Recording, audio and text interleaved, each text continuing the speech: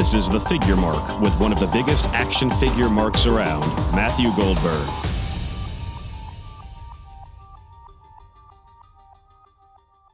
Hey guys, welcome to the third episode of The Figure Mark. I am your host, Matthew Goldberg, one of the biggest wrestling action figure marks around. I'm just excited that you guys have tuned into this third episode, and I'm just so happy the show is still kicking after the first two. You guys seem to really enjoy it, and it motivates me to keep making them for you guys. We have some really exciting stuff on this show, really exciting guests. Not that our other guests weren't exciting, because they were just as much, but I know you guys will be very excited to hear who our guest is on this show, which I'll get to shortly.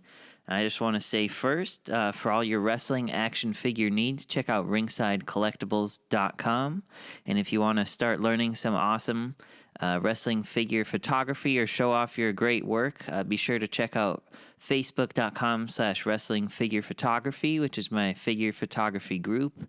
We have a lot of great photographers in there and a lot of people learning some great things and turning out some great work. So definitely check it out if you are on Facebook. We'd love to have you on there. Before I really get into the show, I just want to quickly go over what's up with me lately. I know a lot of people have been wondering what I've been up to, as I've said a little bit here and there in the podcasts and whatnot. I'm currently working on my graduate thesis film for grad school.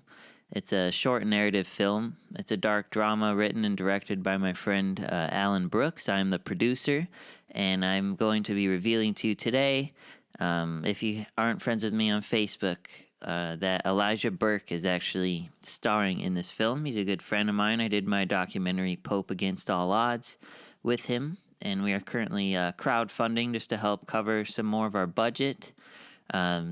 Anything you guys could help donate to us, whether it's just $1, will be so beneficial. It's just really to help cover production costs like food, housing, such as hotel rooms, equipment fees like U-Hauls and whatnot, and nothing will be pocketed at all. Anything that's left over will go towards film festivals to help get the film out there. But you guys should probably start hearing some more news about this film very soon. If you'd like to support the film, please check out Indiegogo.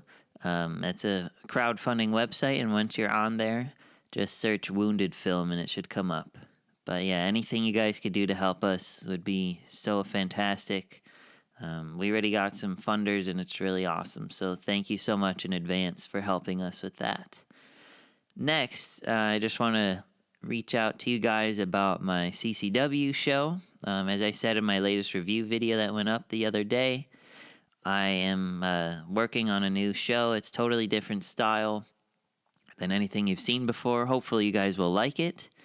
But I've been working on the new arena and everything, and it's looking really nice. So you can expect to see a teaser, trailer, something, probably in the next few weeks. I'm just very hectic producing this film right now, but I'm excited to get some new CCW content out to you guys. So keep an eye out for that very soon. You could support that at youtube.com/mbg1211 or on facebook.com/Crash Collision Wrestling. So all your updates will be there for sure. All right, now I'd like to announce a guest. Obviously, if you're listening or watching this, you could see who the guest is listed. But I wanted to tell you that I have Bill Miekina, the senior toy designer at Mattel for the WWE license. I had him on this month's show. We spoke for a good hour or so. And Bill is a tremendous guy. Really fun to talk to. We bonded. I never met him before. Of course, I'd known of him through the ringside interview videos and what have you. But I was very lucky to get Bill on the show, and we spoke a lot about the license to what he can reveal, of course. He does hint at some new things that you guys haven't heard about yet, so hopefully that'll keep you listening for the whole time. But it's a really fun interview. And actually, Bill and I found out that we grew up near each other, and we probably shopped at the same stores for figure hunting. He's from about 15 minutes where I'm from back home, and he knew exactly the figure route I went on to go figure hunting. So it's pretty funny how such a small world it is. sometimes. But that story won't be on the podcast, unfortunately, so I wanted to share it with you here as we realize it afterward. But just something pretty cool. And also, as far as questions go, I saw some people were annoyed they didn't get to ask questions. I had trouble with Bill getting to see if fan questions would be okay, so I took it into my own hands. Hopefully, I asked things that really interested you guys, and that will be beneficial. But he did talk about some stuff that he doesn't really cover with Ringside and what have you. So hopefully, you guys will really enjoy it. But look forward to that later in the podcast. At the end of my last podcast, the Super Toy Con happened, and I didn't have time to cover it in the last episode. I just want to quickly go over what we saw there. And we saw the Four Horsemen Target 4-pack, which was amazing. I know none of us saw that coming. That was so cool. I talked to Bill a little bit about it in the interview later.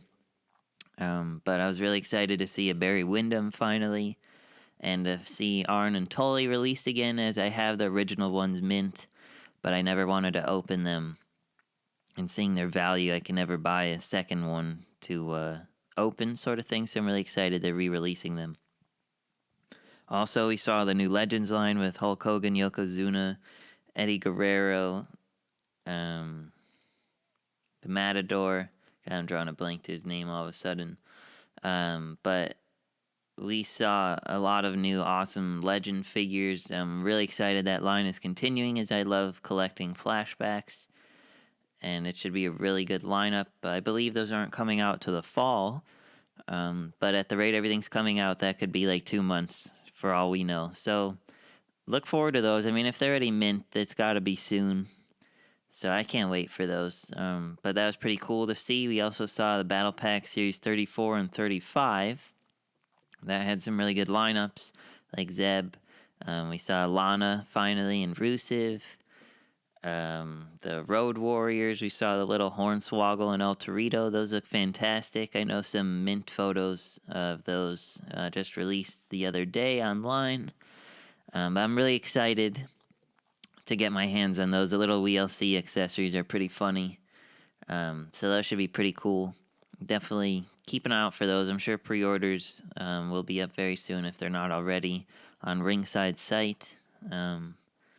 Also, we saw a basic 51 and 52, and I believe 53 with Dean Ambrose and Ziggler. I'm not sure if the lineup's correct from what I'm saying. But we saw a lot of new basics. We saw the NXT basics, and those look fantastic. Everything looks so good. I just want to give major props to Bill for doing such a good job on those new figures. I mean, everything just looks so good, in my opinion, that they keep knocking them out of the park. And I'm really looking forward to those, and hopefully they'll be out pretty soon. I know Basic 50 has Sami Zayn coming very soon. That should be out in a matter of weeks, only because 49 came out so fast. But speaking of things coming out so fast, and don't go there with that comment, I can't believe how many figures are hitting shelves right now. It's just insane. I can't keep up. But I'll go into the figure findings in a little bit. But there's so much good stuff coming out right now on the shelves that my wallet is absolutely crying. I'm sure you guys are in the same boat. But it's awesome at the same time to see so much new stuff coming out. Also, one thing that surfaced online this week, I believe, was a Mick Foley Christmas Elite figure. And I believe someone said Mick Foley posted it and shortly took it down. But knowing us collectors, soon as someone posts a figure photo, someone takes it and it surfaces everywhere. I'm assuming that could be a Ringside exclusive, maybe for holiday or something. I'm not sure. But that's an interesting figure. I'll definitely pick that up. Hopefully he'd have a cloth, like Santa Claus outfit. That'd be pretty cool. But I don't really know much more about that right now. But if you haven't seen that, check out WWE TNA Figures on Twitter. I believe it's on WrestlingFigs.com, in the forums as well, where someone shared it. Another scan that I saw someone reveal that I believe WWE took a photo of was Joey Mercury being scanned for a figure. So that must mean that J&J Security is in the works. I mean, granted, they've been on TV a ton already, so I'm not surprised they're being made, but I'm excited. They're going to be so little probably compared to the other figures, which would be pretty funny. But I saw some people making customs, but now that seeing he's scanned, I'm just going to wait it out. But that's pretty cool. Speaking of customs, check out Renrag's Custom Figures on Facebook. He is my go-to custom guy. There are a lot of great customizers out there. There's some great groups on Facebook like Wrestling Customs 101, so be sure to check that out as well if you would like some custom figures made.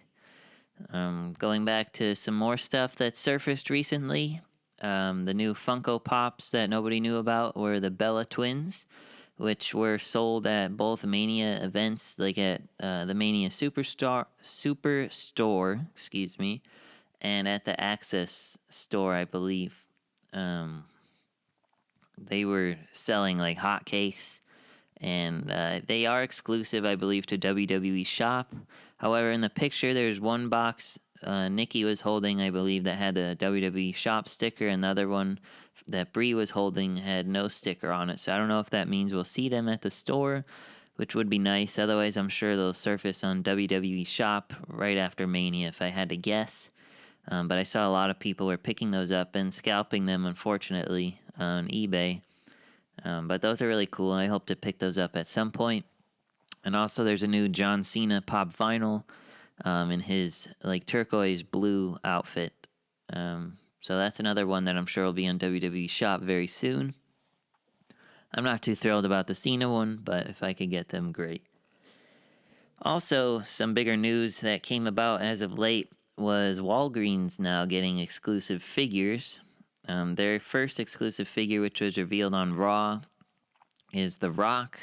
And the picture, it looks like it's a newer basic torso Rock with possibly his Elite 31 head, but I'm not sure. But this should start hitting shelves very, very soon. I don't know if anybody has found it yet. I haven't seen it at the store yet myself, but I would like to pick one up should I come across them. I know a lot of people are disappointed as it's just a simple Rock figure. But hey, it's another store for us to go hunting at. So we should be grateful for that. I mean, I heard Walgreens will start carrying Elites in 2016, which is exciting. I know not a ton of people go to Walgreens for figures, as when I go to my Walgreens back home, I see the Global Superstar series from forever ago, which is pretty funny. Those are still there at the ginormous white carded packaging. So you never know. You might find a gem at Walgreens. I found a Jack's Hillbilly Jim classic superstar figure at a Walgreens years after he was released, and that was one of the best finds I ever had at a Walgreens, honestly. But Walgreens is supposed to be getting an exclusive Elite in 2016, so hopefully that will be exciting. I did talk to Bill a little bit about it, but he doesn't know a whole lot about it right now, or can't reveal as much, I should say. So we'll just have to sit tight and see what comes of that, but at least it's another place for us to go hunting, as I said. And lastly, I saw Ringside showed a mint photo of the new Shawn Michaels exclusive, and it looks really good. I'm really excited to get that. I believe you can pre-order him right now on ringsidecollectibles.com, and they're giving away one at Mania. You're supposed to whisper something in Nick, I believe, is their host's name. You whisper something in his ear about the exclusive, then you get entered in a drawing. So if you are at Mania, be sure to look at Ringside's Facebook page and see the little rules for that and see if you could actually win the figure early, which would be awesome. But yeah, that's about all the big news I really have right now that I've come across. But we're going to take a really quick break, and then I'll be back and talk about the latest figure findings, which are really exciting. All right, guys, so we'll be right back after this quick break. Thursday nights, you need to experience The Rack. From wrestling news, discussions, and interviews with wrestling's biggest superstars, like Kane, Seth Rollins, Edge, and more. It's The Rack, Thursday nights, 10 p.m. Eastern on rackradioshow.com. Hey, guys, welcome back. I just want to quickly give a quick plug to my friend's new figure clothing store that he started, his little business. You could follow him on Facebook and see all the options of clothing for purchase at facebook.com/M&M figure clothing. And the and is spelled out A&D. It's not the little symbol for and. So check out his stuff. He makes robes, shirts, pants, vests, hoodies for the figures. He keeps whipping out all these new items for your figures. I'm really excited to start giving him my business. So definitely check it out for some figure clothing. It's an alternative to Ralph's, and you could get some custom shirts made sort of thing. So be sure to check out M&M Figure Clothing on Facebook and get your new figure clothing. Anyway, moving on to the figure findings. There's a ton out right now. There's some great sales that are ending, unfortunately, the weekend of WrestleMania. But the most exciting stuff out right now is the fact the Build-A-Figure Kane series just randomly showed up in the United States finally. At Toys R Us stores, everybody's going bonkers for it. There's a 2 for $25 sale at Toys R Us on Elites right now that ends today, actually, which is the Saturday, the 28th. So if you're listening to this after the 28th, unfortunately, you missed out on the sale. But some of the Build-A-Figures have been coming up under the sale. Some Toys R Us stores are saying no to people. I was fortunate enough to get some of mine under that sale, luckily. So 2 Build-A-Figures for $25 is a steal. Very excited about that. Start checking your Toys R Us. They're not at every store yet, but they're hitting a lot of stores pretty quickly. Also, Elite 34 is out right now, which nobody expected at all. That's hitting Toys R Us stores. I found 3 of the 6 so far, and I'm still hunting for the others.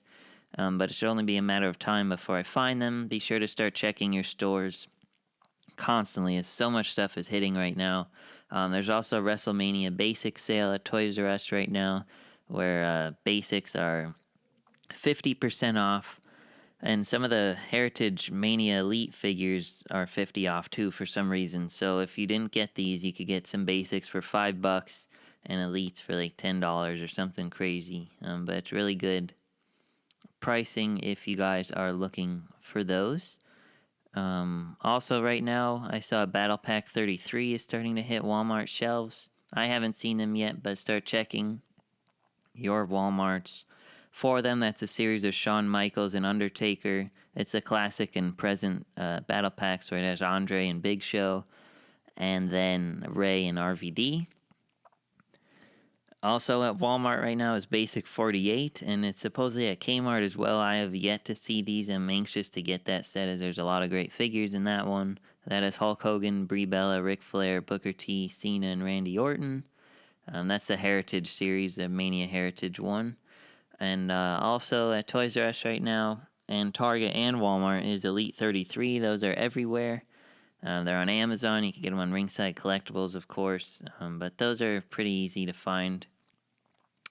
Also, out right now is a WrestleMania and Signature Series figures, which are the basics with Hogan, Shawn, Rock, and Cena. And then the Signature Series is Hogan, Ambrose, Bray Wyatt, Batista, Cena, and Daniel Bryan. But yeah, those are at Target, Toys R Us, and Walmart. Those are also under the $5 sale at Toys R Us. Perhaps you can get those price matched elsewhere and get some good basics for like $5. It's a hell of a deal. And lastly, Basic 47 has also been servicing a lot since the last podcast.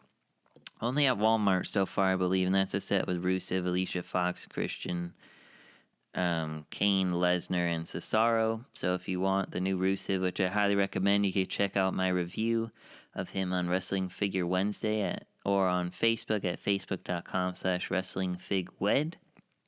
I'll be reviewing Alicia Fox very soon as well. But there's a lot of stuff out right now. I only imagine more stuff is going to start hitting again in weeks. I heard the new Sting figure supposedly has a ship date of June 1st. But at the WrestleMania event, it said Sting was coming out in August. So I don't know, with everything coming out so fast, it could be June, July-ish, which would be fantastic, as I'm really excited for that figure. But anyway, to start saving up, there's so much figures releasing right now. And good luck to everybody. I'm still looking for a lot of stuff myself. Well, let's take another really quick break, and then we'll be back with Bill Miekina from Mattel. There is only one place to go for all the latest wrestling action figure reviews, and that's Wrestling Figure Wednesday, with new episodes every Wednesday and Friday. Wrestling Figure Wednesday provides you with some of the most intricate reviews of the latest wrestling action figures from both WWE and TNA. And if that's not enough, look out for some exclusive wrestling action figure reviews that you won't see anywhere else. The only place to find these wrestling action figure reviews is at youtube.com/MVG1211. Hey gang, this is Tara, formerly known as Victoria from WWE, and I just want to say Matt Goldberg is a genius. Make sure you check out Wrestling Figure Wednesdays today. Hey guys, so here we have our special guest of the episode, Bill Miekina, who is also known as a senior designer for the WWE license at Mattel. Hey Bill, how are you doing today? I'm doing really well. How about yourself? I'm doing great. I just want to thank you so much for coming on the show. I really appreciate having you, and I'm really excited to chat with you about the Mattel line. Oh, no problem at all. I'm flattered that people would be interested to hear what I have to say about anything at all. So. Everybody loves hearing all your latest gossip on the WWE figures, so I'm thrilled to have you on my show now to have you share your awesome knowledge with us. That you can, of course. That I can, yeah. All right, so my first question for you is, how did you get involved in designing action figures, and what was your path to get where you are now? My path to designing action figures was, like just about everyone that was born, grew up in the 80s, I had and bought and played with a lot of action figures. I had so many Star Wars toys and G.I. Joe and Transformers. Ironically, one of the few things I didn't collect at the time was the Galoob rubber WWF figures. So it's kind of ironic, but I never really stopped, liking toys, even when I was old enough where you probably don't play with toys anymore. You kind of outgrow it. I never really outgrew it. So even when, I was in high school and stuff, I was still buying toys, which turned out okay, but it certainly could did. have, could have been awkward, but in the end it turned out okay. But when I got out of high school, I, went to college and just ended up majoring in something I just didn't really think I wanted. It was didn't think I would do for the rest of my life, so I got into pharmacy management at Walgreens, because Walgreens was based in Deerfield where I live, and I got to know the company, and at the time the company was really, the stock was doing really, really well, and the company was doing really, really well, so it's if I don't know what I'm doing long term, I should probably, hook up with this company that seems to be doing well and see if there's a future there for me. And so I started as an assistant pharmacy manager, and about 9 months in, I realized this is not what I want to do for the rest of my life. I have all sorts of respect for the people that can do it, because it's not an easy way to make a living. But it was just something that's if I do this, I won't be happy. So I think I was around 22 or 23 at the time, and I had to make a decision. It's well, if you're going down this path and you don't think you're going to be happy, what do you want to do? Because you have a whole life ahead of you to have a career. And so I just, I had some artistic ability. I'm what I would call a serviceable artist. I can draw, but I work with people that are, legitimate artists who are just their work blows me away, and they can do it so quickly and so precisely. And I'm an okay drawer. I can draw. So I always liked toys, and I was well, why don't? And I always kept a passion for toys. I'm and it made me happy. So I'm I think I might have enough talent here to where I can go further with this. So I actually applied to some toy companies. I actually applied to Toy Biz because I wanted to work on the Marvel license, and I actually applied to Jax because I wanted to work on the WWF license at the time. That's awesome. And I got sent out, resumes blindly, and nothing came of it. But someone at Toy Biz told me about a school in New York called Fashion Institute of Technology, which for about 10 years previous had run a toy design program, which I didn't know about. But I was like, the minute I found out about it, it's like, I got to find out more about this program. So I applied there, and I got rejected at the toy design program. So, when I got rejected, I went back to them and said, what do I do so next time when I apply, I get accepted? And they suggested I go to FIT to study illustration. So I did that for 2 years, and then when I reapplied to toy design, I got in. And so I studied there for 2 years and graduated. When I graduated, the job market was kind of depressed, so I had to go back to working at Walgreens for another year, which was no fun. That was a rough year because you plan to do one thing, and then you get out of school, and there's no one was hiring, and you're like back where you started. I know that feeling. That was rough. Yeah, that was rough. So, but I stuck with it, and I worked for a few toy licensing and development firms in Chicago that sort of developed their own ideas and then would sell them to a larger company like Mattel. And that was okay. That was a good place to get experience, actually. For someone fresh out of school, it's like a first-time job. It was a good place to learn the business, because sometimes if you get out of school right to like a big company, like a Mattel or a Hasbro or a Jack, it can be difficult because you don't have like your like a base of knowledge. And so I got that working at these smaller companies, and I got like a sense of the toy industry and how it works. So when I applied for Mattel, I sort of like knew a little bit more than I would have if I would have gone in blindly. Now, what actually led me to Mattel was I had a friend who worked at Topps and who had a booth in 2008 at the San Diego Comic-Con. And he invited me to stay with him, provided I got my own plane ticket. I could crash in his hotel room. And this was at the time where you could, like, a month before San Diego Comic-Con, you could still get tickets to the show. So, and I think this was, like, the last year where this was possible. So, in a sense, I got really lucky in this regard. And so I stayed with them. I got tickets for Friday and Sunday. Saturday was sold out. So and on Sunday, I noticed that in the Mattel booth, Keith Giffen was doing a signing. And Keith Giffen is one of my favorite comic book artists and writers ever. And he never does conventions. It's almost like a joke how he never does conventions. I'm like, I'm going to get to meet Keith Giffen and get him to sign. They had a Lobo action figure, and I loved his run on Legion of Superheroes and Justice League. So I was like, I'm going to get this stuff signed. I mean, this is like really like a once-in-a-lifetime opportunity. So I got to meet Keith Giffen, which was great. I got my stuff signed, and then when I was leaving the booth, I noticed a big poster saying designers wanted ringside, and it was like a help wanted, saying, we need someone with who knows the WWE brand. We need a toy designer who knows the WWE brand, encyclopedic knowledge of WWE. Wow. And I'm like, I think I'm the guy. I should really apply for this. So like, I grabbed like the first Mattel employee booth I could find and said, hey, this poster over here, I think I'm your guy. Like, who do I send my info to on this? Because I really want to interview for this. And they sent me. They told me. I called that with the Monday I got back to ask who to send a portfolio to. And then about a week later, I got called to have an interview.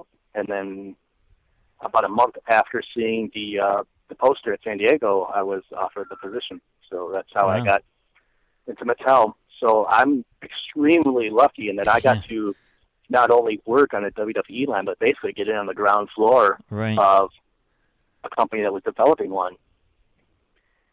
So that's so cool. It's really luck. Yeah. I mean, there's a lot of luck involved, but it's also I kind of think like I was prepared when I got a lucky break. I was prepared to capitalize on it, because sometimes you can get a lucky break, and for one reason or another, people aren't prepared to capitalize on it for certain reasons. And I was, because I had I'd gone to school for toy design. I got some work in the toy industry, so that when a company like Mattel was looking for a candidate, I was, the ideal candidate. So that's awesome.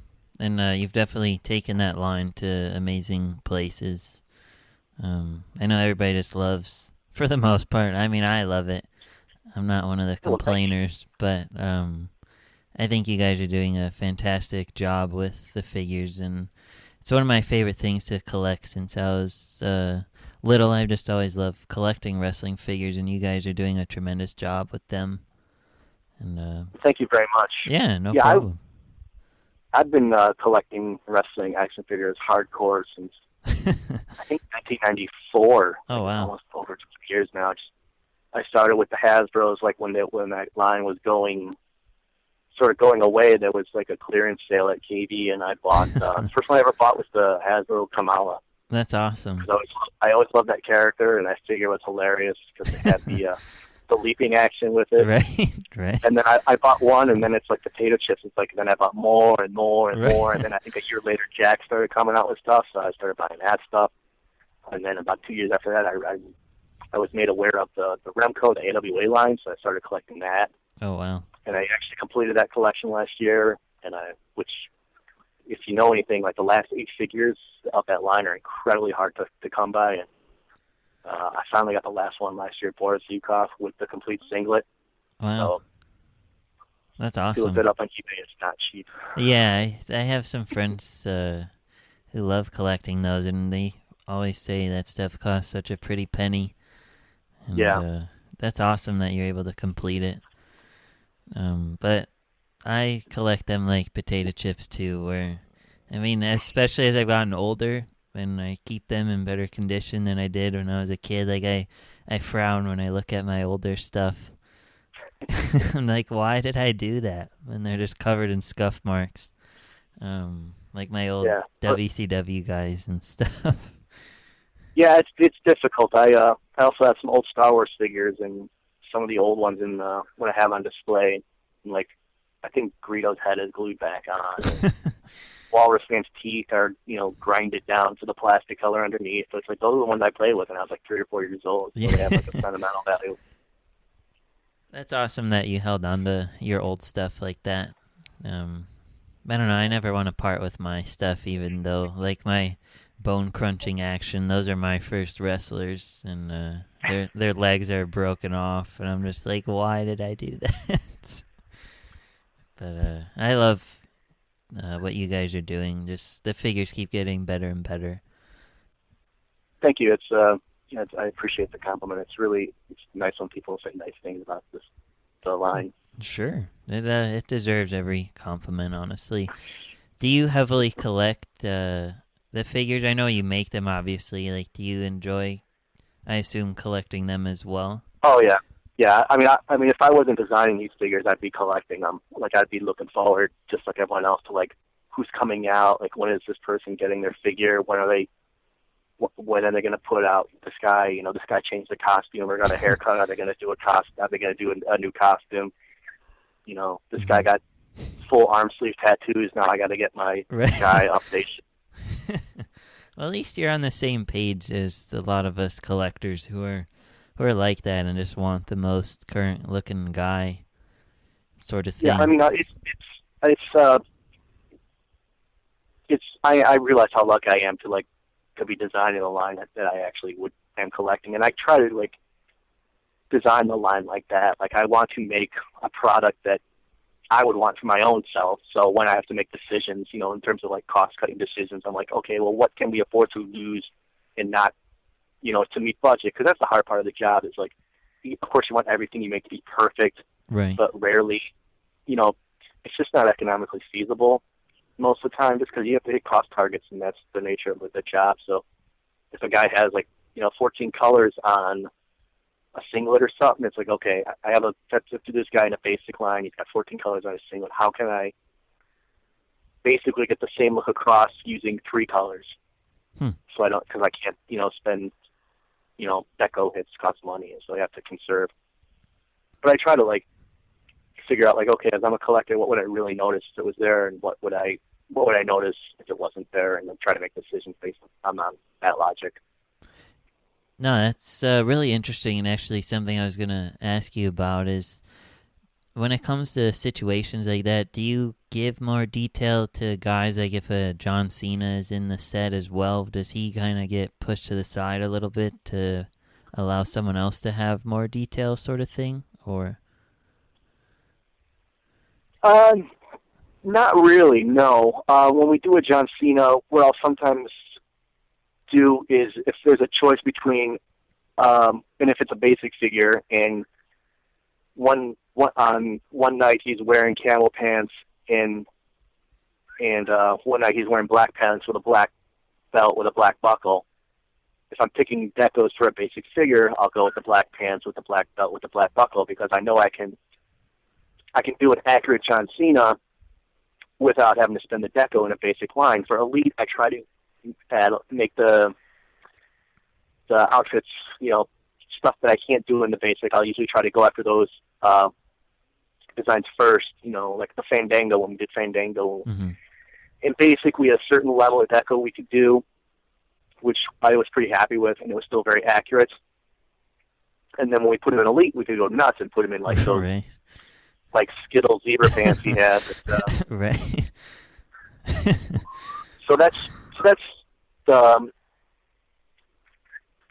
the thinking there. Sometimes when I make up a lineup, if I know I'm adding someone in who's a high deco figure, like the Usos. If I'm doing a 2-pack with the Usos, I know that those guys are going to be very deco heavy. They have a lot going on, in terms of tattoos and their pants. There's a lot of color breaks going on. Mm-hmm. Then I'll be like, okay, if I have to have someone else in the lineup, a 2-pack that can balance that might not be as deco heavy. Who do I have? Who can I pick from on the roster that can go in there that's both A, relevant and timely, and B, low on deco. So it's not like we're just throwing out 2 low deco guys, in this assortment just to make the cost. It's like it's got to make sense too. It's got to be 2 guys who people actually want to buy, but also aren't as deco heavy as others in the wave who will like skew the average too high. Interesting. Are there any guys that are just so complicated that you just can't make them accurately like you'd want to? No, there are certain people where I think you have to make more compromises in terms of what, how accurate can you represent it. I know when CM Punk was on the roster, his tattoos had a lot of different colors, like Randy Orton and Undertaker have arm sleeve tattoos as well, and the Usos and Roman Reigns, they have arm sleeve tattoos, but then CM Punk's had a lot of stuff where it was not only the whole arm was covered, but there was also color inside. So you have to account for that too. So that's like, he was probably one of the most difficult. And plus, he was always changing his hair and beard and everything else. So he was always one where it's like, it was almost like trying to hammer an egg into the wall. Like you think you got an actor CM Punk, and then he shaves his head or grows a beard or grows chest hair or puts a tattoo on his chest, and it's like, man, at some point there has to be a time when our figure matches what he currently looks like, and then I think at the end we did, and then he left the company. And right. Well, Yeah. Interesting. For guys that only seem to have basics like a Titus O'Neil and stuff like that, can we ever, I guess, see them in an elite line, or are there some guys that just do better in a basic line than the elite line sort of thing? I'd like to get everyone represented in the basic and elite line. Eventually, it's just right now it's a matter of relevant television time. Someone that's not on TV on a consistent basis, that isn't really an established main eventer. Mm-hmm. It's hard to get them in a lineup when there are other candidates who have more TV exposure or that they've sold well in the past before, they'll sell again.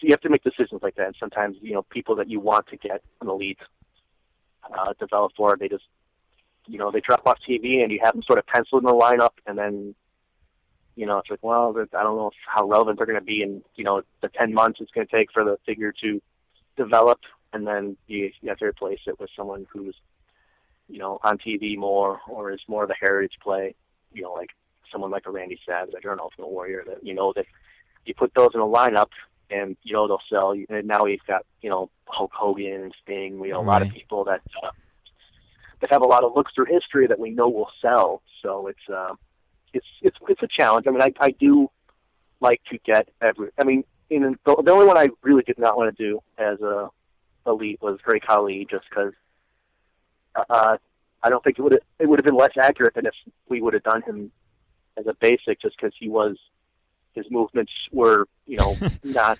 Yeah. Yeah. No, his articulation is much more really lend accurate itself as a to basic. articulation. No, you're right, which is pretty funny. And plus the tooling, you'd have to, like an elite collie would be almost all unique tooling, because you wouldn't use it with anyone else in the line. You can't share tools or torsos or pants or That's true. anything. So that's a lot of investment in a guy you're probably only going to use once, and really doesn't need that articulation to accurately portray how he actually wrestles in the ring. So. Right. I like that. That's a good way of describing him. I was wondering, how do you guys choose what guys are in a lineup, sort of thing? I've heard that WWE has a say-so sort of thing in what guys can appear where, but I don't know. I generally write down, intended lineups, and then I'll vet them by the team, and then everyone will put their input. So, I'll run it by, my manager and marketing people, and like, does this make sense to you? And then if most of the time, a lot of times they do trust my judgment on this, just because I've been doing it so long. Right. But sometimes they'll they'll be like, I'm not sure if this guy works here because certain reasons, and then we'll, bicker back and forth, so to speak. And it's not really bickering. It's more like, just explaining why you don't think this guy works in this way, or can we do this guy later? And it's like, and then we'll come to a consensus. We'll submit it to WWE, and then they'll either approve it or they'll not approve it. And if they don't approve it, they usually give a reason why. So it's like, okay, then then we just put a new talent in, and then once that's approved, then it's like off to sculpting. And once it's sculpted, get it to deco, and then once all that's done, just turn over production. And then hopefully about 10 months after you pick your lineup, it's ready to ship to stores. That's awesome. Can you explain, because I know a lot of people always are confused on why it takes guys so long to be made, especially like the first figure of someone that you don't have like a head sculpt for, sort of thing. But I was just wondering, you could kind of break it down for those who don't really understand why figures take 6+ months or whatever to first appear on the shelf, sort of thing. It's just the internal timetable that Mattel works by. There's the process that we follow. We try to, I know when we started it was actually even longer, and we paired some time out so we can get it down to, we try to get it out within a year of someone showing up on TV. But it's just, there's a lot of the process that's involved to ensure like quality and stuff too, so that when you get a figure, try to avoid like color mismatches and as much as possible, and stuff happens obviously, but right. There's a lot of things you have to check off along the way. Awesome. Well, a question I had was, with the rate the new figures are coming out as of late, I know stuff is just like Basic 48 just hit like a week or two after Basic 47 just started hitting. Is this something that we'll continue to see, where stuff comes out quickly in the beginning of the year, or will that affect how much we see at the end of the year, sort of thing, or will we be able to see, I guess, more lineups in the year, if that makes sense? We have like a set number of lineups that we work on every year. It generally has stayed the same since the start of the line.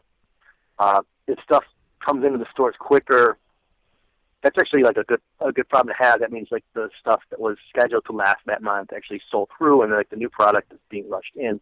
So that's a good problem to have. But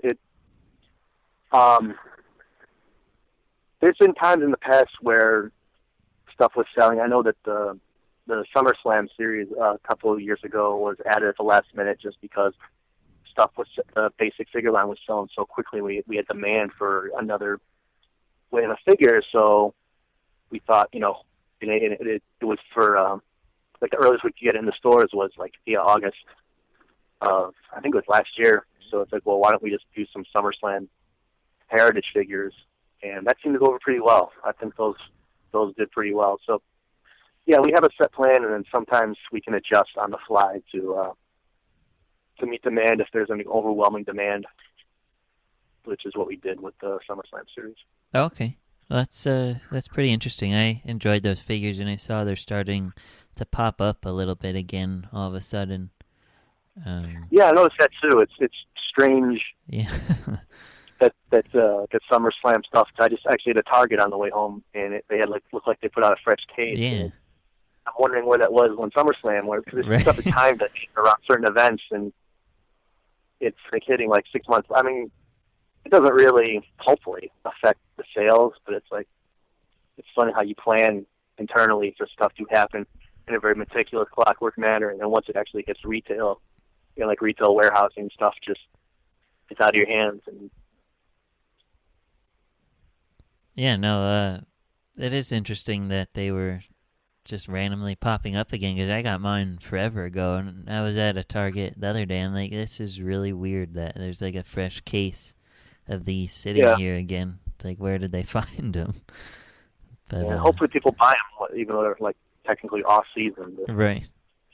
Would you do more sets, I guess, like that in like this year or next year sort of thing? I don't know yet, to be honest with you. Maybe.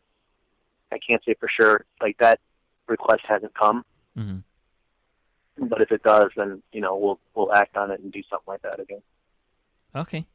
Well, that would be awesome. I'd certainly be excited to see more of the heritage stuff. That's my favorite stuff, is like the flashbacks. I think you guys do an awesome job with those. My next question is there still plenty we haven't seen or heard about? Because I know so many people all of a sudden are leaking lineups and whatnot early, and I'm sure it's super frustrating for you guys. But is there stuff that I guess we will see at Comic-Con this year that we haven't even heard about yet, or will we just start seeing stuff that was forced to be announced earlier because someone leaked it somewhere, sort of thing? I guess, how does people leaking it affect how you reveal this stuff? Yeah. It's kind of a bummer when stuff leaks. I try to at Comic-Con, I try to just bring and show everything that we haven't officially shown yet, that we have ready as like a first production sample up to that point. In the past, we used to do two shows like that a year. We did like San Diego Comic-Con and then Ringside Fest, which is a show in New York, which I'm pretty sure a lot of your listeners are aware of. You're right. And then this year, I got a invitation to be a part of the Super Toy Con in Las Vegas about a month ago as a special guest, and I decided to take the opportunity to almost use it as like a third opportunity to show new product, and it looked like that went really well. So maybe that's what we'll be doing something like that again. Because I know we don't really show a lot of basic and elite stuff at New York Toy Show, which is where a lot of other companies show their lines for the year. Like, we don't really do that. But so having a show like that, Super Toy Con, almost immediately afterwards, sort of, is where we can, satisfy the collector hunger for news and information and images, and hopefully, make them happy and want to spend money. Right.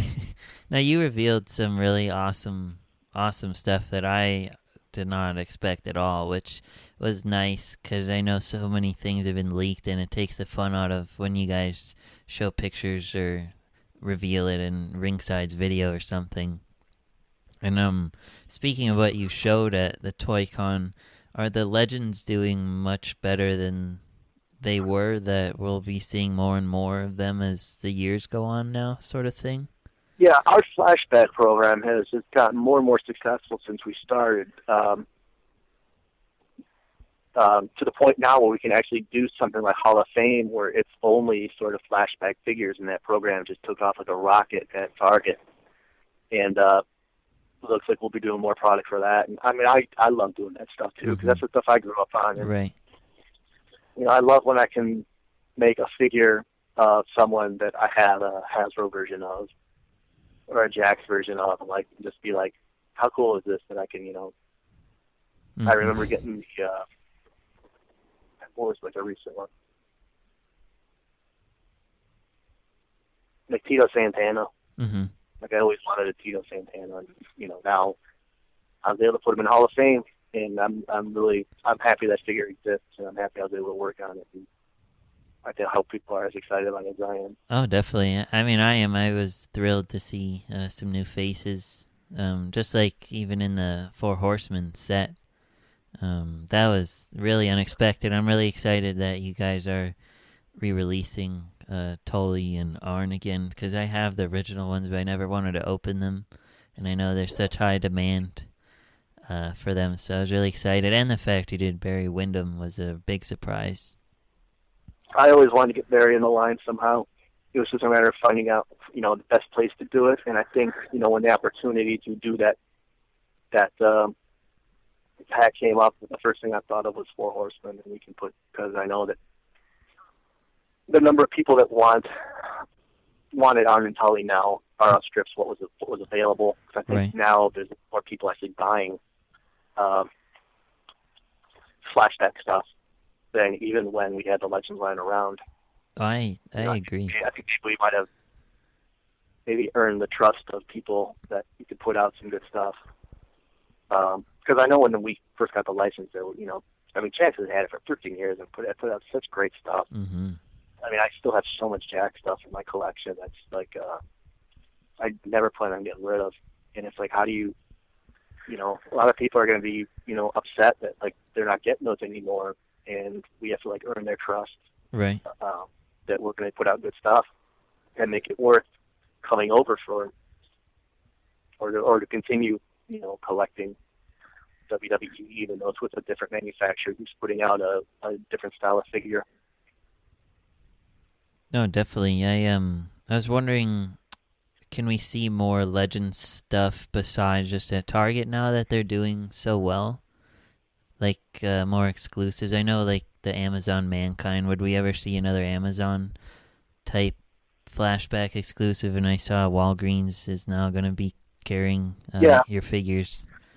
Yeah, I can't say too much about future plans like that, but I'm Sure. the success, especially in like the last year and a half of flashback related, you know, sales, does open doors to do more of that sort of stuff going forward. Your favorite WWE figure you've worked on so far that you can talk about? Oh, definitely the defining moments, Macho Man, Series 1, which I probably told a story already about, like, just I got to meet the Macho Man. Right. I cut the video that aired at the Comic-Con in 2010 announcing that he was getting an action figure for the first time, and it's like just being in Macho Man's home, and like just we were just like, we cut the video, and then like it's not like me and the marketing guy that was with me, Matt, we just sat in his sunroom with his new wife and just, you know, drank beers and sort of Wow. shot the shit. I don't know if I can swear. But, don't worry about it. yeah, just, you know, and just listening to him tell stories about, like, you know, growing up and wrestling and with his brother and his father, and it was just certain things. It's just like you just take on like a surreal element. It was like, Oh, definitely. Like, is this really happening? It's like I'm sitting in Macho Man and his dad. You know, at the time he was almost like semi-reclusive, like no one had seen or heard from him in so long. It's like, and I'm sitting in his living room drinking a beer with him. Right, that's so cool. And he loved the figure. I mean, just seeing how much he loved the figure, and knowing it was the first one in so long. And I love that match, you know, Ultimate Warrior and Randy Savage from WrestleMania, like the whole hype, like the entrances, the match itself, the aftermath. It's like, that's like about as perfect of wrestling storytelling that you can do. And so the fact that I got to make figures of both of those attires and meet both of them and tell them, you know, how much I enjoyed that match, and then for him to tell me how much they like the figures, it's just, I mean, that's just so cool. I mean, I hope everyone at some point in their life gets to have a feeling like that, where like just an appreciation of what you do. I'm extremely lucky that I've been able to have that, and so yeah, I mean, yeah, that Macho Man was that's the one that's going in the coffin with me when they buried me. No, that's an amazing story, especially since you got to be with him before his unfortunate passing. But that's amazing, and I'm really excited for you that you were able to have your hard work appreciated like that. I mean, what a feeling, honestly. That's so cool. All right. I was wondering, does Mattel still sign talent individually, or is it strictly dependent on who WWE signs? And once a talent is signed, who gets to choose which lineup they'd go in? We don't sign anyone directly anymore. We work through WWE, but what we do is we provide a list of people that we want to make a figure up to them, and then they are the ones that do the work to get them signed. Okay. So, and then I'll give a list, and then when I find out that someone is available for a future lineup, I will generally start to work on getting them in a lineup. At some point, I know I just recently found out that Lita is available, so I'm working on a Lita right now. So at some point in the future, you will get the debut Mattel Lita. Awesome. Which I'm pretty happy about. Yeah, more people from that era for sure would be awesome. Would you be able to do a Victoria figure? I don't think she's currently under a deal. Damn. Okay. So right now, I don't think so. Okay. Yeah, I'm really close with her, and I had my friend make a custom of her because I just love for you guys to make one of her. I'll have to tell her she needs to get on top of signing that deal. That's awesome. Yeah. As for defining moments, I know in your recent interview with Ringside, you said you're working on producing them again next year since they are doing so well, which is awesome. That's probably my favorite line of all to collect. Would we see the same amount next year, or do you think we'll see them more prevalently like we used to, sort of thing? Well, they were planned this year to coincide with 4 pay-per-views that are the longest serving. So it would be the Royal Rumble, WrestleMania, SummerSlam, and Survivor Series. So I don't foresee us deviating from that. One of the issues I would have also just is, with the talent that we've had so far, it'll almost get to a point of can you top this? Right. And I'm trying to figure out who's the best people to put in that lineup to make people as excited as they've been so far for it. So I think when you start with Ric Flair and Hulk Hogan, it's that's starting off with a pretty big bang. So right, and now you got Sting and and Macho, Razor, and Razor, right. Yeah, you made that line pretty special. I mean, you're getting all the people we've wanted. It's really unbelievable how many people I've got to work on figures for. I don't know if anyone has ever been able to work on as many, high level main eventers as I have. Just, it's really, staggering to think about it. I've been able to do a Hogan and a Savage and a Warrior and a Sting and a Bret Hart and Eddie Guerrero and a Stone Cold and a Rock and John Cena. There's so many. There's very few sort of gaps in that that range. Who would be your ideal person that you haven't done yet? I give a stock answer to this. There's 4 that I would love to do figures of. One's a new addition. that I probably never will for various reasons. 2 are from Mexico, 2 are from Japan. I'd love to do a Psychosis That'd and a be La Parka. awesome. Those would be so cool. I love those costumes. I love them in WCW back in the day. The problem is just the rights issue on those characters is just so muddled that even if we got approval from WWE to do them outside, in the line, it's like I'm not even sure who has the rights to which particular costumes anymore, and who, which performers, because there's been multiple Psychoses, multiple La Parkas. I'm not, it's such a model that it's kind of, it's disappointing, but it's like, in a sense, it's like,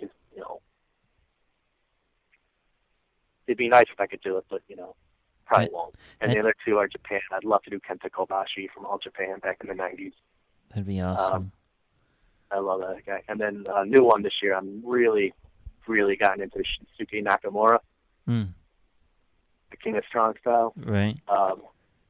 I've been able to get some New Japan access lately, and I love that guy. That's awesome. I know Psychosis and La Parka would be beautiful figures by you guys. It makes me sad I think you I'd go all can't do on it. Oh, yeah. Yeah, the park could come with a chair. That'd be awesome. Like, I'm just getting excited thinking about it, but it stinks. We won't be able to see them. But I would love... Yeah, I thought those are like the phantoms in the distance. Like, man, it'd be cool if I could get to do them, but I don't foresee ever getting the chance to do them. So, would Ultimo Dragon be another one who falls under that?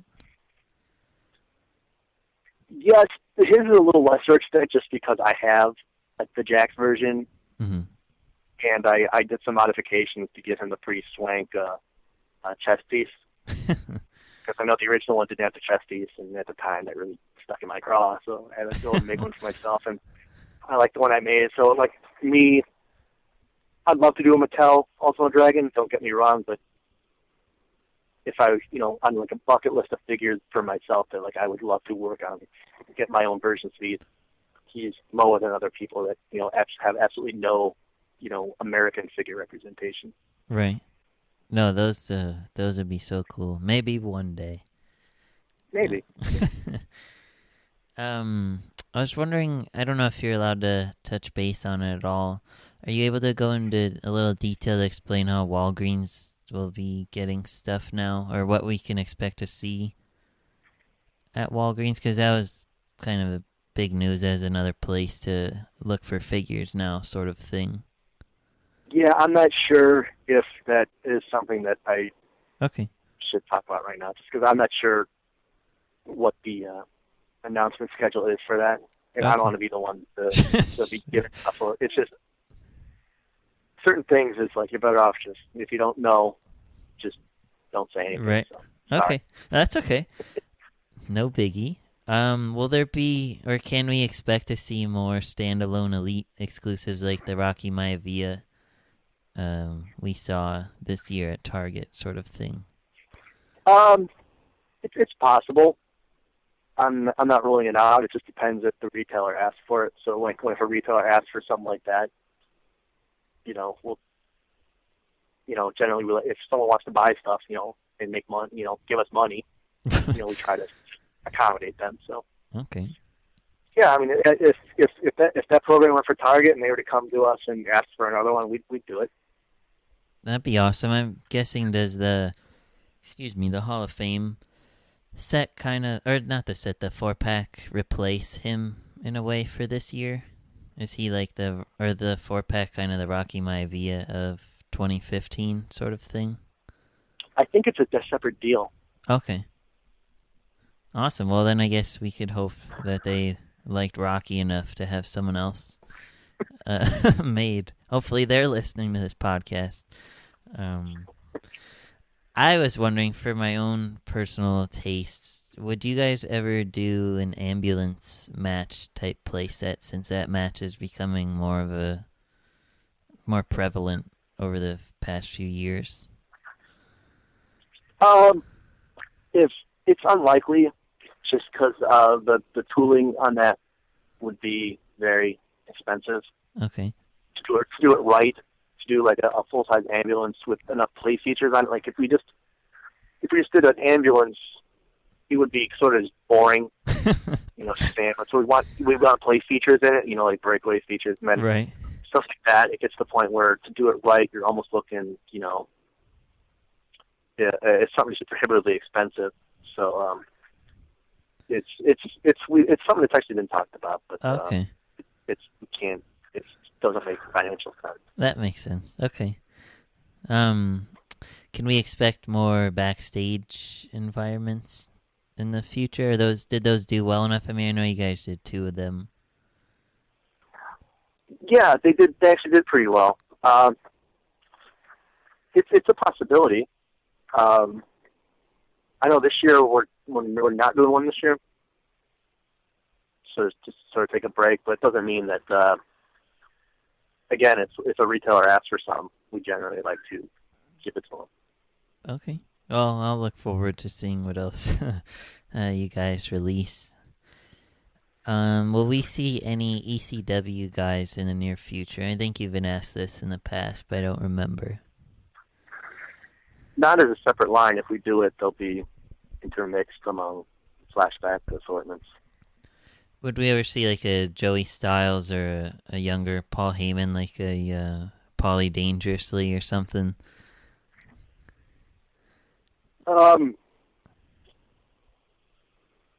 Maybe. Not likely. It's difficult with guys just in, sort of like the rest. Sure. The wrestlers, it's sometimes harder to sell through them at retail. So that's sort of why we went with the build-a-figure strategy. Right. I forgot about that. Well for us. So I'm most anxious for that I know you mentioned forever ago is the NWO Hogan. And he's in 2016. I remember you guys saying, will he be a defining moment or just a regular elite line figure? I can't reveal. He is coming in 2016, but I can't reveal where he'll debut. Okay. I hope you guys go all out with that one. Because that's one of my favorite Jakks Classic figures at the Boas. And I'd love to see your guys, especially in elite form, your rendition of him. Yeah. It's it's tough looking at some of the old Jakks figures and going like, okay, that figure was pretty killer, and how do we make a version that if someone already has this version, why would they want another one?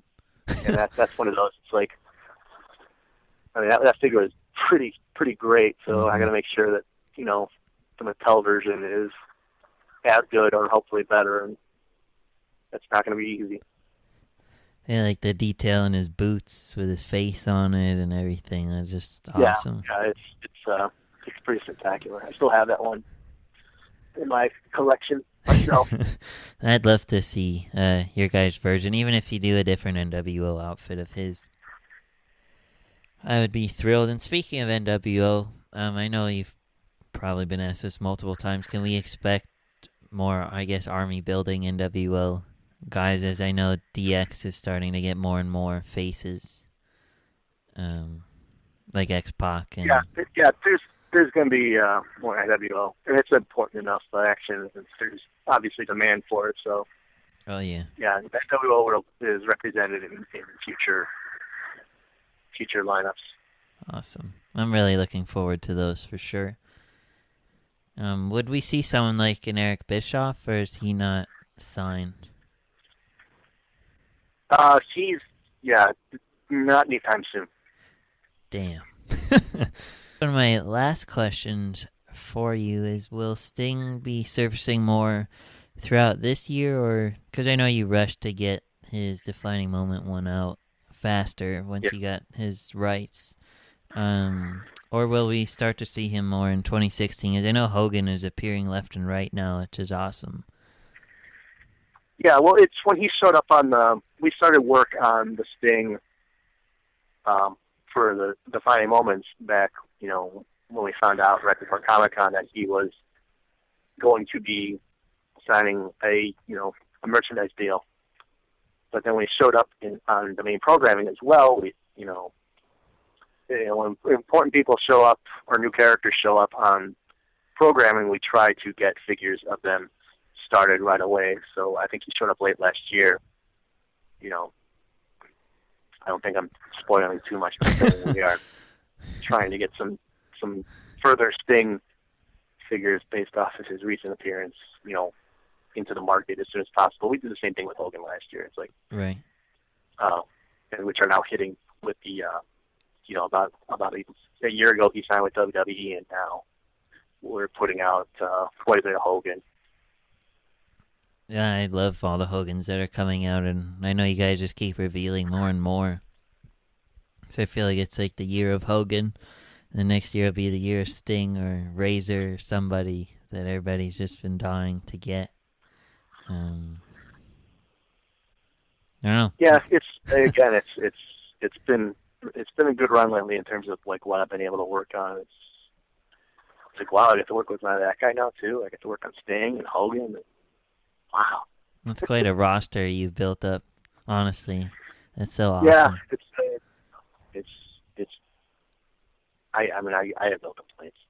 It's really awesome. Well, what can we, I guess, expect for the future of the line for years going on? Because I know it's changed so much with the Legends now becoming such a bigger deal. And I know you mentioned that NXT might be making a bigger yeah, that's bigger probably wave. the biggest news for 2015 is that there's going to be NXT representation in the lines this year. I know that the Sami Zayn figure was the first one that should be hitting retail very soon. I think some online retailers might have it already. And then we have Adrian Neville and Tyler Breeze figures coming. And if you watch NXT now, you can kind of figure out who else I'm working on.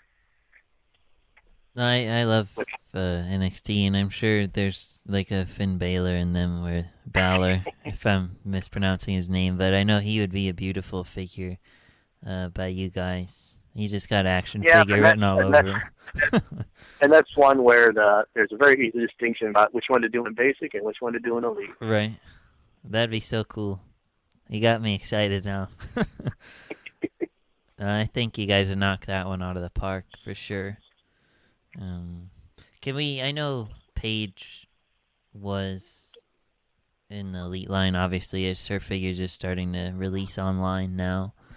Can we, see more NXT guys in elites? I know you just kind of hinted at one, but kind of like, I guess, the way the flashbacks are, would you be interested in working them into a line like that sort of thing? If I think one will sell enough to justify its inclusion in the line, I will add it to the line. Interesting. Would you ever do that with WCW and like ECW characters where they have a one-off type of thing, or would they just be considered a flashback in a basic or elite series? They probably, I mean, we generally don't do custom, at least at mass market, we don't do custom package for the flashback for, put flashback, instead of flashback do, WCW or ECW, we tend to have like the flashback catch-all. Sometimes when we do an exclusive for Ringside, we'll personalize the package, so to speak, just because they're a small retailer and they have, we have to bump up the value because they have to charge a little bit more for their figures. So we'll give them some package tweaks that are uniquely theirs. I love when you guys do the custom packaging. I think you do such a amazing job, and it's just so like beautiful. As silly as it is to say that, but they just look so great on the shelf. Like the Rocky Maivia, or even the Brock Lesnar packaging, the 21-1 packaging. Yeah, that's one awesome. of my favorite ones. I just love that back panel of the big photo. I think we haven't done anything like that ever, and it's just so, it makes that figure just so different that even if you have Brock Lesnar, a guy that doesn't change his outfit that much, it makes you want that figure just to have that package. Right, and especially such a crazy moment as it was. Yeah. sort of thing. How do you guys choose what color schemes, I guess, you go with for... Because I know each year the packaging changes, which is cool that you guys do that. For the packaging, I'm not sure. I don't work in the packaging department. I'm not sure how they determine which color scheme to use and how often I know that they usually tend to do like 2-year cycles. Like they'll debut, like they'll do a line, and then the next year they'll like revise it, and then the year after that they'll completely redo it. And so that's sort of been the way it's operated for the past 5 years already. Yeah, which is crazy. I don't know. And it's just going to keep going as you guys do such a fantastic job. Well, I just want to thank you for answering all these awesome questions. And is there anything I guess you'd like to let the listeners know? Oh, I mean, geez, if anyone's listening to this and has bought a Mattel WWE action figure, thank you. I appreciate it. I'm sort of in the same boat as that I collect this stuff too, and so I want to make sure that I'm putting out a product and they're working on a product that is worth the money you're spending on it, because there's a lot of choices. There's a lot of choices out there in toy out, a lot of quality product, and our stuff has been doing really well, and I appreciate everyone that spends their money on the product. Thanks. Awesome. All right, guys. Well, that was my interview with Bill Miekina, the senior designer for the WWE license at Mattel. Stick around, and we'll be right back after this. Looking for one of the most popular stop-motion animation wrestling shows on the internet today? Then check out Crash Collision Wrestling, created by the one and only Matt Goldberg. He's the director of Terrified and Pope Against All Odds. CCW is a stop-motion animation series featuring WWE and TNA stars, and it also happens to be endorsed by the likes of Elijah Burke, Hulk Hogan, and TNA knockout Tara. This is Tara from Impact Wrestling, and for the #1 animated wrestling show, make sure you check out Crash Collision Wrestling, or else get slammed by moi. Check out the show by logging on to youtube.com/mbg1211, and don't forget to like Crash Collision Wrestling on Facebook. Once again, check out Crash Collision Wrestling today. Because everybody knows, much like Pope, CCW is pimping. All right, guys. So that was my awesome interview with Bill. As you could tell, he is an awesome guy to talk to. We spoke for a good half hour or so after we wrapped the interview. I could probably talk to Bill for hours. I was really excited to get to know him, and I'll be able to call him a friend. He's a really great guy, and I really hope to have him on the show again and ask, hopefully, your questions next time. But hopefully my questions were good enough for you guys that you were satisfied with some of the things he told us, including that we might get a Finn Balor, Elite figure down the line, which would be fantastic, and I think they do a tremendous job on him. I could only imagine what it would look like. Perhaps that's something we'd see at Comic-Con. I don't know. But that's something definitely to look forward to. To wrap things up, I know WrestleMania is right around the corner. I am very excited for the pay-per-view, knowing now that Lesnar has re-signed with WWE. That was a big deal I did not expect coming. So now I'm really not sure if Roman is going to beat him. If Roman does, I imagine Rollins might come out.